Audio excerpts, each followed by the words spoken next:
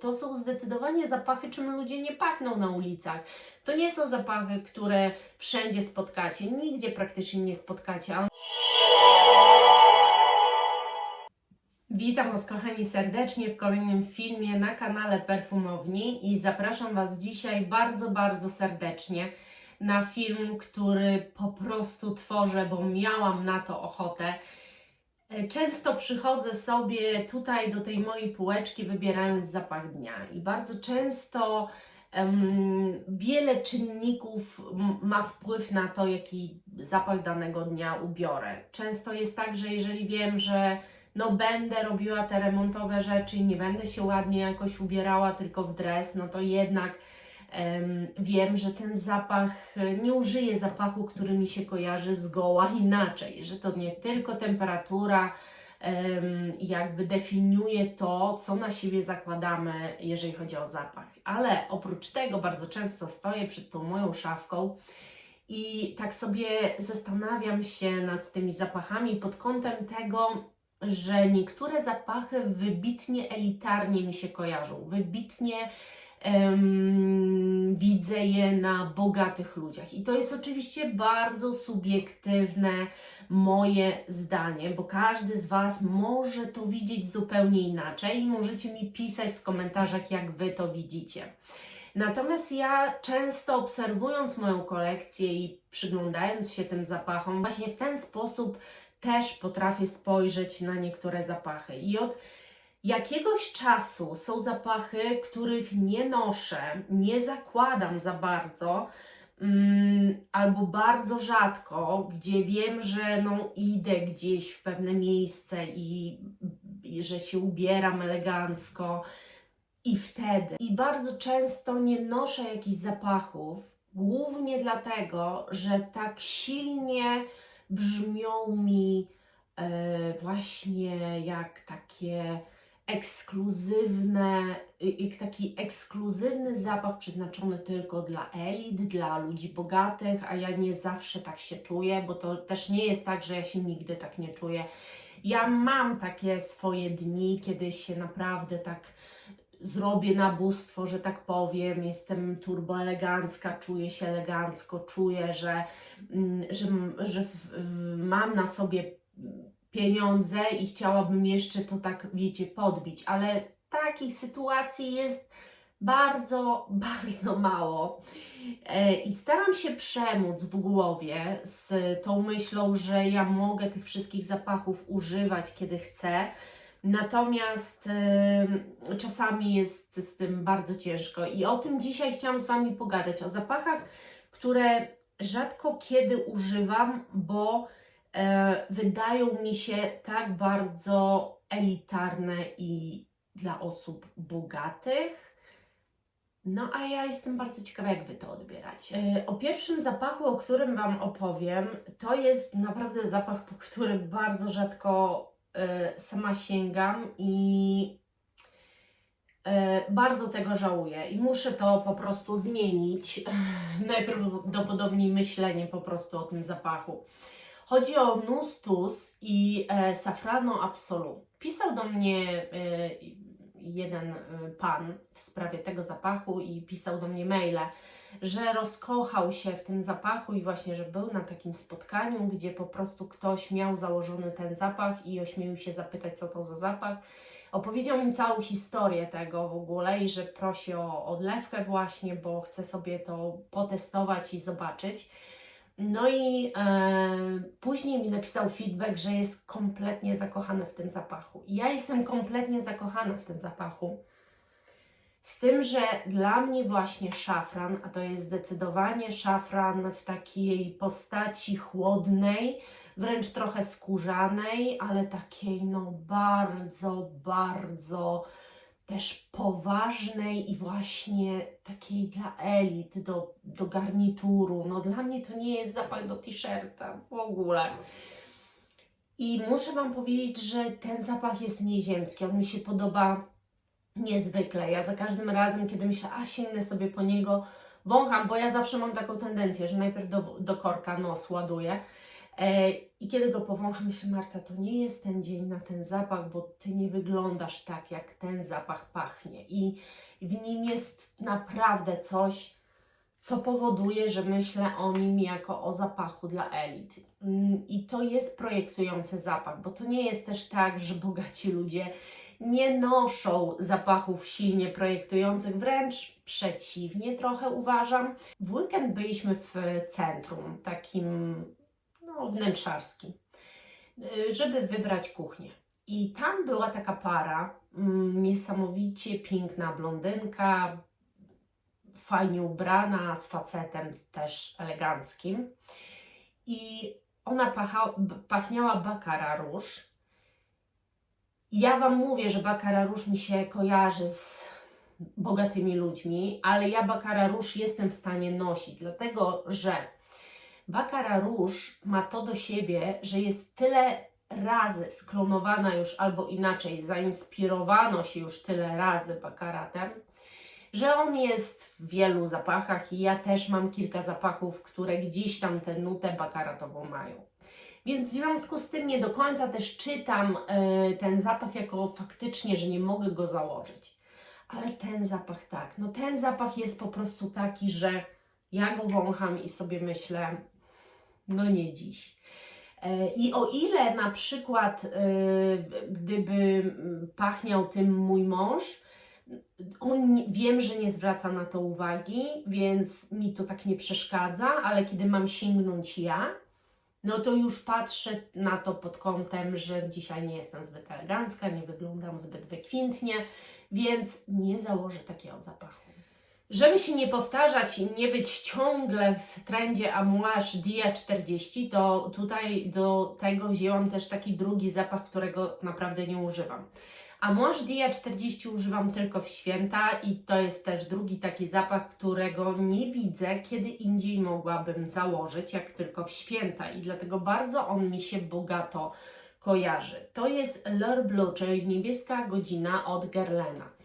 To jest zapach kwiatowy, ale też przede wszystkim aldehydowy. Nie tak mocny jak Chanel No. 5 czy właśnie Dia 40, ale ma tę nutę aldehydowości, czyli jest to zapach turboprzestrzenny, ale też w tej przestrzenności swojej jest niezwykle elegancki. Na takim wysokim poziomie odczuwam go jako zapach elegancki, że nie jestem w stanie od tak sobie go ubrać. Ja po prostu potrzebuję do tego konkretnego anturażu. No i jak mi go brak, to ja tego zapachu nie noszę. I Wy widzicie ubytki, ale to dlatego, że to są odlewki. Ja generalnie sięgnęłam po niego tylko raz i więcej nie. I ubolewam, bo nie chcę, żeby stał, czy żeby został do cna wykupiony i po prostu zostanie mi, a później będę płakać. Prawdopodobnie mogę go kupić ponownie, natomiast też nie o to chodzi. Chodzi o sam fakt, że wszystkie zapachy moje w kolekcji powinny być używane, a przez to, jak brzmią bogato, jak widzę to na takiej elitarnej osobie, nie jestem w stanie po niego sięgnąć. Zróbcie coś, żeby mi się w głowie trochę odmieniło. Następny zapach, którego nie noszę, ponieważ bardzo brzmi moim zdaniem elitarnie, bo też kojarzy się z pewnym z kolei profilem zapachowym. Kojarzy się. Jest to profil zapachowy, który też przez ludzi tak jest odbierane, jak coś bardzo poważnego i takiego na specjalne okazje, i mianowicie Nicolai Rose Wood.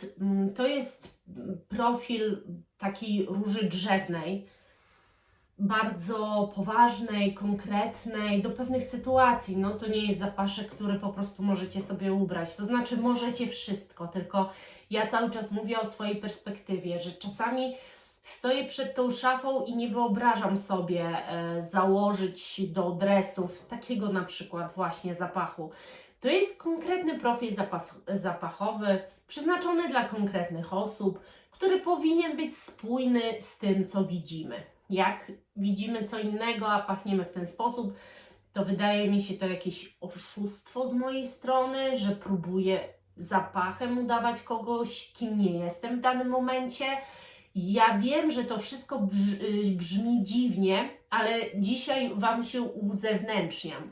Czyli opowiadam Wam o naprawdę moim zdaniem i profilach, i zapachach, które uważam za turbo wyjątkowe i takie też jedyne w swoim rodzaju, bo oprócz Portrait of a Lady, który miałam i praktycznie już nie mam, to jest taki zapach, jedyny taki zapach w tym profilu w ogóle, chociaż odrobinę zahaczającym o ten właśnie profil zapachowy, no i dlatego nie mam kiedy po niego sięgać. Chciałam też powiedzieć o takim zapachu, którego ja nie używam w ogóle, ale używa mój mąż i ciągle mu zwracam uwagę, że go za dużo używa i nadużywa, bo czasami idzie w krótkich spodenkach i t-shircie, a pachnie Maison Crivelli Oud Maracuja, który dla mnie pachnie wybitnie bogato. Wybitnie bogato. Ja uważam, że on jest po prostu przepiękny i właśnie to jest takie podejście, takie urojenie sobie czegoś w głowie. Ile z nas zresztą tego nie przerabiało? Mój mąż ma takie podejście, że jak ten zapach ma, no to go po prostu używa, że go bardzo lubi, to co to za różnica, jak wygląda. A dla mnie właśnie bardzo często jak go wącham, to się kłóci to, co widzę, z tym, jak go czuję. Nie jest to tak, że ja ciągle mu to powtarzam, no bo nie, absolutnie w ogóle staram się mu tego nie mówić, ale dysonans w moim mózgu jest. I bardzo często robię wtedy inny myk. Bardzo często mówię mu, słuchaj, ja te spodenki to tak dzisiaj może nie bardzo, załóż jakieś inne i zaczynam mu robić stylizację i podsuwać coś, co bardziej będzie korespondowało z tym, jak on pachnie, bo ten oud i ta słodycz, którą wyczuwa się właśnie latem tego owocu marakui, jest tak zblendowana i tak skomponowana, że naprawdę ten zapach brzmi bardzo bogato, w sensie takim brzmi naprawdę elitarnie. Czuć, że to jest zapach za 1000, a nie za 200 zł. No to po prostu czuć. I wiecie, można znaleźć multum zapachów niszowych, które przecież no czuć, tak, że pachną, że jest to nisza na przykład. Ale mimo wszystko nie brzmią na tyle aż elitarnie. Bo chciałam Wam powiedzieć, że jeżeli chodzi o Maison Crivelli, to jest jedyny zapach i jeszcze Secret Saffron, ale już chciałam tylko jeden wziąć, bo chciałam zrobić o 10 takich. I jeszcze Secret Saffron tak pachnie, które faktycznie brzmią elitarnie. Bo dla mnie elitarność i to, że bogaci ludzie mogliby tak pachnieć, chodzi też o pewną świeżość zapachu. Nawet jeżeli on jest udowy, to on i tak powinien być w tej swojej formie szlachetny. Czyli nie słodki, nie przytłaczający, szlachetny. No i jeżeli mielibyśmy przejść do szlachetności, to wiecie już, że Frappé i Bois Blanc to jest dla mnie najszlachetniejszy drzewny zapach ever i dla mnie on brzmi nieziemsko elitarnie. To jest jedyny zapach z nich wszystkich, po który ja staram się sięgać, bo też tak niezwykle dobrze w nim się czuję. Ale bywa, że czuję się troszeczkę nie na miejscu. To nie do końca jest zapach do jeansów, chociaż pewnie część z Was by go tak odebrała, to ja nie do końca tak o nim myślę, ale już szybciej jestem w stanie używać tego zapachu niż faktycznie Rosewood, L'Heure Bleu z Guerlaina czy Safrano Absolute Nustus, bo to jest dla mnie zapach, który pomimo swojej szlachetności, ja się w nim zawsze dobrze czuję. To jest taki zapach, gdzie najmniej czuję tego dysonansu w głowie, jeżeli wiecie, o co mi chodzi. Kolejny zapach to jest nowość i to jest nowość, o której słyszeliście w piątek, a mianowicie Initio Wild Rush. I tam też Wam powiedziałam w sumie już przy recenzowaniu tego zapachu, że on jest dla mnie naprawdę wybitnie elitarny. Tu się dzieje totalna magia w tym zapachu. Jest tak bardzo inteligentnie moim zdaniem zrobiony. Nie jest przytłoczony nutami, gdzie Initio potrafi zarzucić nutami. Tu tego nie zrobił. Widać, że to jest jakaś inna linia, że to jest jakaś taka inna formuła w ogóle pomysłu na zapach. Te czerwone jagody są tu niesamowite, połączone z karmelem, tak jak Wam powiedziałam, idealne małżeństwo. I te małżeństwo jest na bogato, ale w sensie właśnie nie bogactwa samego zapachu, tylko odbioru tego zapachu. I mam dysonans, kiedy mam go zakładać, bo czuję się w nim. Chciałabym się z zewnątrz czuć jak $1 000 000 nosząc go, bo on mi daje taki efekt $1 000 000. Przecudowny jest ten zapach. Nie noszę, słuchajcie, też zapachu, tu jest z pozdrowieniami do Oli. Pozdrawiam Cię, kochana moja, serdecznie, bo nie noszę tego zapachu Sergio Duran Duran właśnie dlatego, jak on brzmi. On brzmi niezwykle luksusowo, niezwykle drogo, niezwykle... Nawet nie to, że niszowo. On jest tak stworzony, słuchajcie, jakbyście byli w pałacu. To już Wam mówiłam, że w zamku, ale wyobraźcie, ta zamkowość to też wpływa na to, że no kojarzy nam się to z jakimś bogactwem, no bo kto żyje w zamku? No królowie mieszkali w zamkach, więc jakby to już samo przez się rozumiemy, że to brzmi no, na bogato w sensie ludzi, z pewnym bogactwem. Tu czuć pewne bogactwo też. Czuć, że ten zapach został stworzony, tak jakby został stworzony ze złota, z diamentów. Naprawdę, tu jest jakaś, tu nie ma frywolności w tym zapachu, tu jest pewien też ciężar.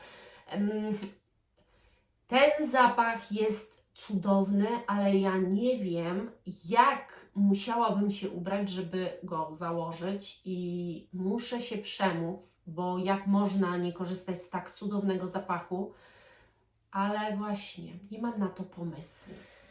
Zapach, który brzmi dla mnie niezwykle elitarnie i który kupiłam, bo testowałam i się w nim zakochałam, a teraz nie wiem, kiedy mam go nosić, to jest Arquiste Almond Suede.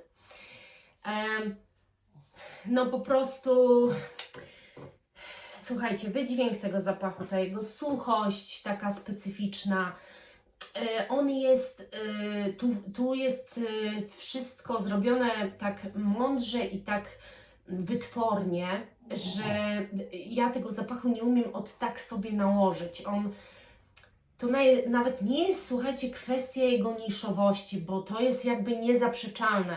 Tylko, że tak jak Wam powtarzam, jest nisza i jest nisza. Można znaleźć coś bardzo niszowego, ale totalnie na co dzień do noszenia. A wydaje mi się, że właśnie ten zapach jest niezwykle elitarny. On jest taki suchy, migdałowy, skórzany. Też bardzo często, słuchajcie, zapachy skórzane nie są dla mnie do noszenia od tak sobie. Dla mnie zapachy skórzane i tu mogłabym wszystko. Erotic Maximale od New Notes podać. Wszystkie jakieś takie cięższe, Cité Henri, wszystkie cięższe właśnie, Queer Intense tak samo. Chciałam Wam tylko podać 10, ale wszystko co jest, jeden tutaj też jeszcze będzie skórzany. Wszystko co jest takie bardziej skórzane jest dla mnie po prostu czymś bardzo mocno określającym i jakby no nie widzę w tych takich cięższych skórzanych zapachach siebie od tak po prostu koło domu latającej, zakładającej sobie taki zapach. To nie są zapaszki, słuchajcie, to są zapachy, które naprawdę moim zdaniem elity powinny nosić, jeżeli nie noszą, bo to by dobrze o nich świadczyło. Ten zapach też kupiłam z próbki. Bardzo mi się spodobał, no ale kiedy dotarł do mnie flakon, ubrałam go raz i czułam się nie na miejscu, bo to jest przepiękny zapach i to jest od Edyty Pazury Sky and So, bo niby nie ko, tylko so, to się czyta. Dajcie znać, jeżeli wiecie. Poprawiajcie w tej kwestii nazw marek, to będziemy to dobrze wymawiać. I to jest Cashmere Dust oczywiście i to jest od Joli, którą serdecznie pozdrawiam i dedykuję ten zapach. ponieważ od niej dostałam właśnie odleweczkę, wypróbowałam go i kompletnie się zakochałam, a teraz nie wiem, kiedy mam go nosić, bo to jest bardzo podobna sytuacja, turbo podobna sytuacja do Arquiste Almond Suit. Dla mnie one mają wydźwięk taki właśnie suchy, wręcz przestrzenny tu akurat. I to jest właśnie taki pył i ten pył tu czuć. Nie do końca ten kaszmir, on jest oczywiście, jakaś taka tkaninowość pewna jest, ale ten pył robi tutaj tę elitarność tego zapachu. No gdyby tak elity pachniały, to powiem Wam szczerze, że naprawdę polubiłabym ten, nawet nie wiem jak to nazwać, ale tę grupę ludzi, bo wydaje mi się, że no, powinni oni wytaczać jakąś taką drogę innym, pokazywać indywidualność, nie bać się właśnie takich woni, może nie tak bardzo popularnych wśród ludzi, tylko właśnie wyszukiwać czegoś, czym ludzie nie pachną. To są zdecydowanie zapachy, czym ludzie nie pachną na ulicach. To nie są zapachy, które wszędzie spotkacie, nigdzie praktycznie nie spotkacie, a one są wyjątkowe, one dodają prestiżu, są niesamowite. Ale właśnie, kiedy je nosić? Ten zapach również jest niesamowity. No pachnie cudownie, elitarnie. Najrzadziej noszona róża przeze mnie. No dobrze, Rosewood jest najrzadziej noszoną. Tą założyłam na siebie, a od tamtej pory, kiedy ją na siebie raz założyłam, więcej nie. 500 Years od Eldo. Dlaczego ja tej róży nie mogę nosić? No bo ona brzmi bardzo i poważnie z jednej strony, ale nawet nie o powagę tego zapachu chodzi, a o to, jak ona jest. To jest, słuchajcie, róża, która jest połączeniem róży Miller Harris Rose Noir z moim zdaniem Vedette. I ta Vedette róża jest taka noszalna na co dzień, naprawdę fantastyczna i ona jakby tu jej vibe gdzieś wyczuwam, ale za moment robi się troszkę mroczniej, bo Miller Harris Rose Noir jest różą mroczniejszą. Ta jest też momentami owocowa, ale jest też drzewna. Tu jest bardzo dużo takich haczyków, za które ten zapach się chwyta i powoduje, że już nie jest zwykłym różanym zapachem tak na co dzień. Przynajmniej dla mnie. Ja bardzo wyczuwam taką elitarność tego zapachu, ale przede wszystkim bardzo dużą, dla mnie to jest taka ekskluzywna, słuchajcie, luksusowa róża i ja tak odbieram ten zapach. Ostatni zapach, o jakim Wam powiem, to jest w ogóle właśnie zapach skórzany tak naprawdę. I to jest zapach nieziemski, ale ja go jeszcze nie założyłam. O ile zapach skórzany Ganymede od Marc-Antoine Barrois to jest po prostu zapach świeży, moim zdaniem wszędzie można go nosić, wręcz on zachęca do tego, żeby go nosić cały czas, bo dla mnie to jest całoroczny zapach. O tyle Experimentum Crucis od Eldo już nie. Jezu, cudowny jest, bo to jest połączenie Ganymede. Gdzieś tam te pokłosie tego Ganymede ja cały czas słyszę, ale tu jest też pewien ciężar zapachu. I o ile skórzaność tu moim zdaniem jest dosyć świeżo podana na sposób Ganymede, to druga strona tego zapachu jest dociążona, jest wyostrzona, jest gęstsza, jest bardziej ekskluzywna, mroczniejsza i zdecydowanie bardziej wyrafinowana. Ten zapach jest bardziej złożony, dużo bardziej konfliktowy, jeżeli chodzi o to, w czym w danym momencie jestem ubrana. Ja po prostu nie umiem od tak sięgnąć po ten zapach. Nie umiem od tak ubrać sobie Experimentum Crucis, bo mam wrażenie, że co bym nie ubrała, to jest zbyt frywolnie do tak super świetnie zrobionej woni, bo każdy ten zapach, który ja Wam pokazuję, dla mnie jest wybitny. Dla mnie to jest coś nieziemsko zbudowanego. To są zapachy naprawdę, które warto poznać, które warto mieć. Nawet jeżeli macie je założyć raz w roku, ja nie widzę, żebym któryś z tych zapachów kiedykolwiek miała sprzedać. Nawet mi to przez myśl nie przechodzi, mimo że ja ich za bardzo nie noszę, bo o tym jest ten film. Ale może przyjdzie taki dzień, kiedy właśnie dzięki Wam, dzięki temu, że nagrałam ten film, Wy mi wytłumaczycie w komentarzach, że Marta, ogarnij się, i przyjdzie taki dzień, kiedy ja zacznę po prostu po nie sięgać, bo Wy mnie przekonacie do tego, że to są po prostu zapachy i tak, i trzeba się nimi cieszyć i nieważne jak wyglądamy, ważne, żeby się zapachami cieszyć, bo wszystkie one są perełkami w mojej kolekcji i to definitywnie. To są po takie kropki nad i, moim zdaniem, każdego kolekcjonera perfumowego. I nie wyobrażam sobie w ogóle się pozbyć któregokolwiek z tych zapachów. Tego też absolutnie nie. To by było na tyle.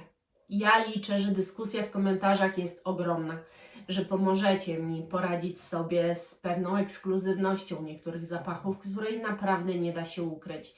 Wydaje mi się, że wiele z Was też, wąchając niektóre wonie, macie takie poczucie, że coś jest naprawdę bardzo, bardzo eleganckie, przez co też takie bardziej dla elit, a jeżeli nie dla elit, to przynajmniej trzeba elitarnie wyglądać. Ja właśnie mam taki problem głównie z tymi zapachami, ale też z kilkoma innymi. Nie chciałam nagrywać filmu na 30 zapachów, tylko na 10, bo te godzinowe filmy wcale się tak dobrze nie oglądają. Więc serdecznie Wam za dzisiaj dziękuję. Czytam na pewno już Wasze komentarze i odpowiadam na nie. Buziaczki, pozdrawiam Was serdecznie. Pamiętajcie o łapkach, o tych właśnie komentarzach. I jeżeli możecie, to podbijcie ten film. Pa, pa!